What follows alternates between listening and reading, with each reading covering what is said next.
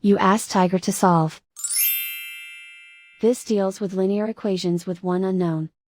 The final result is x equals -7/9. Let's solve it step by step. Swap sides. Isolate the x. Multiply both sides by 7. Group like terms.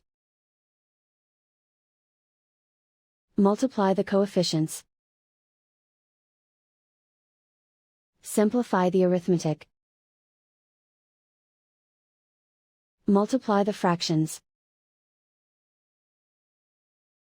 Simplify the arithmetic.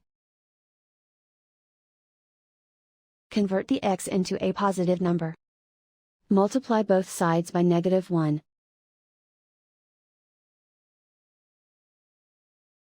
Remove the ones.